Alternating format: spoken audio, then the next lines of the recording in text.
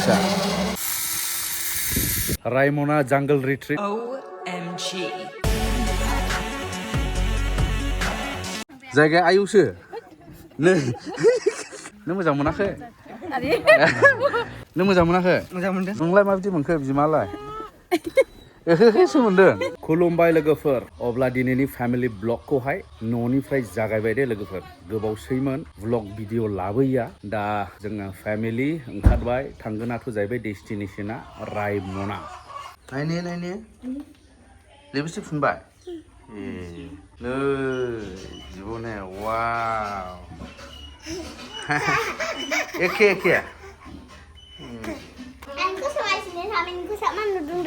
नोंखौ समायसिनखायो ओमफ्राय ओरै गारियाव जाबाय रेडि येस एसे गोबाङैनो जालांगोन मानसिफ्राबो फुल फेमिलि बिसिनो दिनैहाय बेरायनो थाखाय फुरा रेडि गोबावसैमोन एबेनाबो ने ब्लगाव फैया हाय माब्रै दं मोजाङै मै थाङो जमुनागुरियाव जमुनागुरि रायमना येस ओमफ्राय ओरै सासे दंबावो नै प्रिन्स ओरै नावसाय प्रिन्स औ ओमफ्राय आब'नि फिसाला ओमफ्राय ओरैहाय बिमाबो नावसाय माबायदि जानानै दं बिमाया गोबावसैमोन ना नोगोद मिनियोलै बिमाया ओमफ्राय नै नानिया हेल' बाय येस अब्ला जागायबाय जोंनि लं जार्नि होमब्ला रेडि जाजोब्बाय दे नै ओरैहाय बिसिना वाव बिसिना सेट आरो सानै गाखोबावगोन आमथेखासिमाव सानै एरफैबावबाय नै बै थांखो नै बिबोनां केजेल सासे बेहाय हिनहर केजेल औ बे इजिकेल ओमफ्राय बिबोनां सासे बुंबाय जोंनि गारिया दा बुंबाय दा आरो खुसिसिन जाबावबाय नै खुसि जाबावबाय होमब्ला थांबाय थानि लोगोफोर बोथोरानो माबा खोमसि अखा हाहांसो जाबाय माथो कारिगावआव स्टप जाफैदोंमोन दसे दा कारिगावनिफ्राय होफिनबाय नैबे गारि गंनै जाबाय फुल गारि गंनैसै आरो नै क'क्राझारनिफ्राय ओंखारदेरबाय माखासे फैयै कुचुगाव मोनफैबाय लोगोफोर कुचुगाव मोजां लामाया मोजां सराइबिलनि मिसन मोनफैबाय नै अब्ला मोनफैबाय जों नैबेयाव हाबग्रोगोन दे रायमना जांगल रिट्रिट बेवहाय ओरै हाबबोनांगौ नै फार्स्ट टाइम बेवहाय एसे थाथ'हैग्रोनायसै गथ'फोरनि एक्टिभिटिस माबा माबि खालामहैनोसै मोनफैबाय दे नै गेटआ लोगोफोर अब्ला सफैबाय डेस्टिनेशनानो जाहैबाय जोङो रायमना एरिया ओमफ्राय जों बांसिन फकास खालामदों रायमना जांगल रिट्रिट बेवहाय माने गोबां एक्टिभिटिस दं जों लोगोसे सुइमिं पुल बायदि दं बेखौ आं नोंथांमोननो खिन्थालांगोन ओमफ्राय गेटआ नै बेबायदि बिराद एट्राक्टिभ ओमफ्राय बेजों लोगोसे मा जास्ट नैबेयाव नोंथांमोना नुदों नै बे खुन्थिया वायर रायमना नेसनेल पार्कआ नैबेनिफ्राय हाबबाय आरो रायमना नेसनेल पार्कआ बेनिफ्रायनो जाबाय जास्ट आथासखा आरो नै बिराद मोजां ओमफ्राय नैबे फंबाया जाहैबायनो बेयावनि रिसिपसनाव थाग्रा बा मेनेजमेन्ट खालामग्रा नैबे फंबाया मिजिं नार्जारि गल्डेन लांगुर अन टप येस दा हाबलांनि ओमफ्राय नोंथांमोनाबो नायलांदो नै बिराद मोजां गेट एन्ट्रि खालामबाय दा एन्ट्रि हाबनानैहाय ओरैहाय माखासे पार्किं एरिया थाबाय ओमफ्राय गथ'फोरनि एक्टिभिटिस बेवहाय ओरै जाबाय बायदि ओमफ्राय ओरै साहा जाहैबाय गार्डेन बिबार बारि फुलबारि नै बेबायदि आरो सिदायै थांबाय बेयो माथो जाग्रा रेस्टुरेन्ट सिदाहा रेस्टुरेन्ट ओमफ्राय नैबेयावहाय माबा दं नै थुग्रा रेस्ट हाउस नै आंनि फिसाफ्रा गासैबो ओरै बेस्थ' जाहैजोब्बाय मालाबानो फैनाय लोगो माने बेयावसो खारलांखाबाय बेनिफ्राय ओरै हाबलांबाय बिबार बारि बिराद मोजां नै माने मोजां माने बिराद थाजिम गुसु जायगाया बेलाय बिराद क्लिन ओरैहाय अपेन स्टेज दं नै अपेन स्टेजबो दंबावो बेवहाय प्रग्राम बार्थडे पार्टि बायदिसिना रोखोमबो एनिभार्सारिस बेवहाय सेलेब्रेसन खालामफैनो हायो ओमफ्राय मोनायाव साबसिन जाबावगोन ना बेलासो नै स्ट्रिट लाइट्स दंजोबो बेलाय नै बिबार बारि थाबाय ओमफ्राय ओरैहाय फिसा कटेजेस दं आरो दा फैनानैहाय माने गोबाव थानो लुबैनाय सुबुंफोर जायफ्रा सानसे बेरायजोबनो हाया गोजाननिफ्राय फैनाय बेयावनो आरामसे थानानै सम लानानैहाय माने बेरायलांनो नायदिंलांनो हागोन एक्सपिरियेन्स लालांनो हागोन रायमना नेसनेल पार्कनि माखासे भिउस माखासे थासारि माखासे जुनादफोर नायफैनो सम लायो नालाय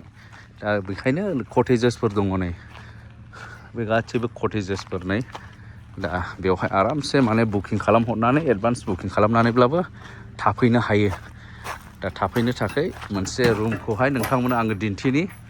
फर एग्जाम्पल मोनसे कटेज बियो यस नैबेथ' बिराद मोजां नै डाबल बेड बास ओमफ्राय ओरै टेबोल थाबाय नै बे एसि रुम इयो बेलाय नै ओमफ्राय ओरै नोङो मोनसे लकार मोनबाय लकार दं ओमफ्राय ओरै जाबाय वाशरुमाबो दै गुदुं नांगौ ना गुसु नांगौ वेस्टार्न टयलेट माने जेरै नांगौ ओरै स्टान्डार्ड क्लिन बेबायदि आरो नै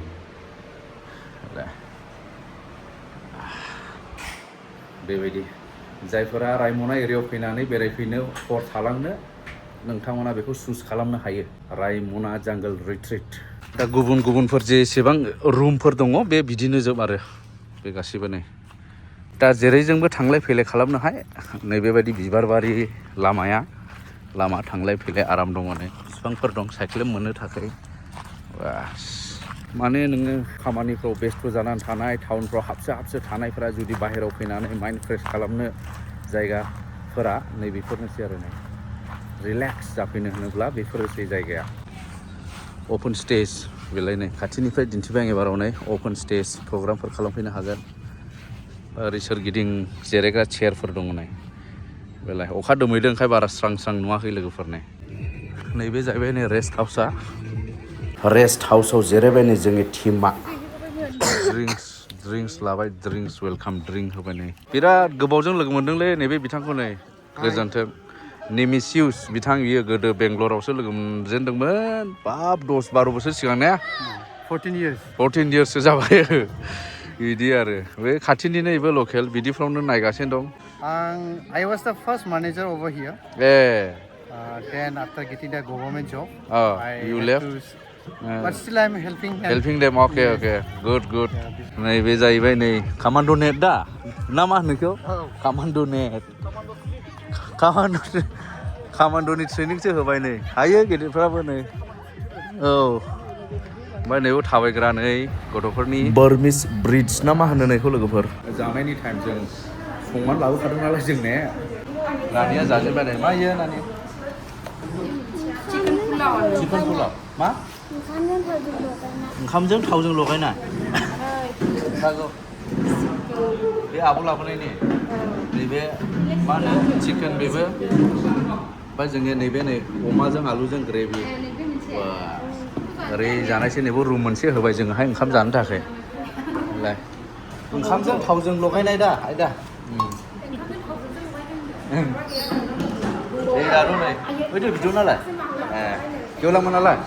दानिया जाहैबाय लोगोफोर टाइम फर फान रायमना जांगल रिट्रिटनि सुइमिं पुलावहाय जों एसे इन्जय खालामनोसै एबाराव लोगोफोर दे नायलांदो OMG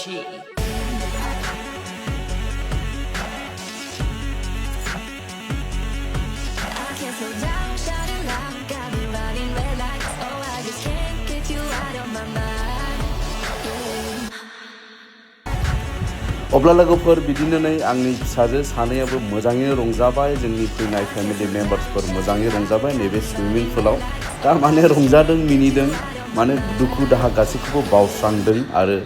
माइन्डआ फ्रेश जादों बेनो जाहैबाय रायमना जांगल रिट्रिट बेनिनो सुइमिं पुल दा नोंथांमोनाबो फैनो हायो लोगोफोर नैबे गरम बोथोराव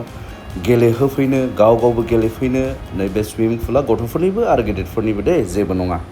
दाने दुगैखांबाय माथो गेलेनो थोआ नोङो दुद्रुहैदो गेलेनोनो थोआ गोरलैफोरनो बे जायगायावहाय ओमफ्राय दा दुगैखांबाय बेलासिबो जाबाय दाने जाहैबाय जिप लाइन एक्सपिरियेन्स नैलाय जिप लाइन गोजौआव गाखोबाय दा नै गोजौआव गाखोनानै ओरै थांगौ आरो ओरै जांख्लाजों गाखोलांनांगौ नै ओरै गाखोलांनांगौ गोजौ आंखौ हायो आयो 90 प्लास 1 कुइन्टेलसिम हायो आरो ने गेवलां गाखोनायसै फार्स्ट टाइम दा गेवलां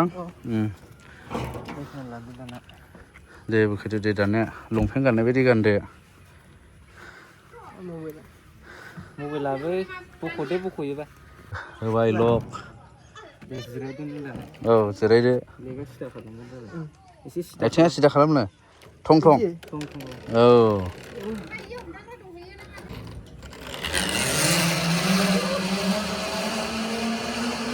बा होलांबाय बियो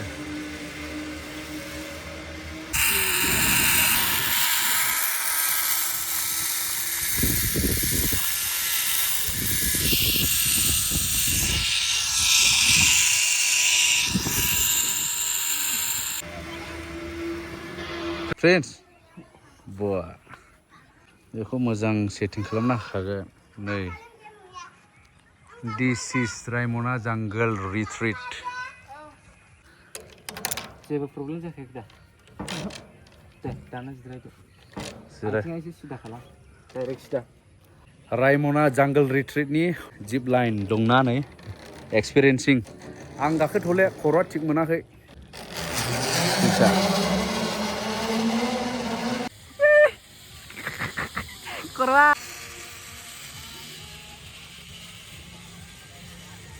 जास्ट 100 गाखोनो मोनगोन एक्सपिरियेन्स खालामनो मोनगोन बेयाव दा फिलिप बेसेबां होनदोंमोनलाय 100 बे फिलिमा आंनि एक्स स्टुडेन्टलै सिगां माने आं फोरोंनो मोनदोंमोन खैला मैला सेन्ट पिटाराव दा नै बेवहाय माने एन्टायार मेनेजमेन्ट ने मेनेजमेन्टखौ नायजोबनो फैनो हागोन बे एक्सपिरियेन्सखौबो मोनगोन नैबाव रायमना जांगल रिट्रिटनावहाय जोंने अब्ला बिदायनि सम जाबाय नैबे जायगानिफ्राय बेलायनो खेवाखै खेवखानायनि औ जिपलाइन गाखोबाय माबाय नै बेलासि जाबाय भिउआ आरोबाव साबसिन जाबाय नै बेनिफ्राय लोगोफोर आं खोन्थानि बेनिफ्रायनो जिप साफारिबो मोनखायो दे जुदि रायमना नेसनेल पार्कखौ बेरायनो गोसोब्ला बेनिफ्रायनो जिप साफारि लांनो हागोन आरो स' लोगोफोर बिराद मोजां एक्सपिरियेन्स मोनबाय माने एक्सपिरियेन्सा ओरैबायदि माने फेमिलिनि थाखाय एखेबारे नांगौ बायदि बानायनाय मोनसे फेमिलि ट्रिपखौहाय टारगेट खालामनानै बानायनाय हाग्राजों नांजाबनाय फ्रेश एयार नेचुरेल बेबायदि आरो नोंथांमोना नुखाबाय बिराद इन्जय खालामबाय बेवहाय मेंखो ना माखो माबायदिथो आयु जायगाया आयुसो नै बिराद मोजां थगायाखै दा ए आब' माबायदि दे जायगाया माबायदि नों मोजां मोनाखै मोजां ए फैना मोजां मोनफैबाय ए मोजांखा दा मा दे हे गारनाङा आथिङा गाखोबाय नै माबायदि एभेन माबायदि मोजां ए नों मोजां मोनाखै मोजां मोनदों जिप लाइन नालाय माथो गिदिरदोंना माथो नोंलाय गियाखै मोजांसो मोनदों ए फार्स्ट टाइम बे प्रिन्सआसो गिया नामा प्रिन्स नों गिदों ए दे थांनायसै नोंलाय माबायदि मोनखो बिमालाय ओहोसो मोनदों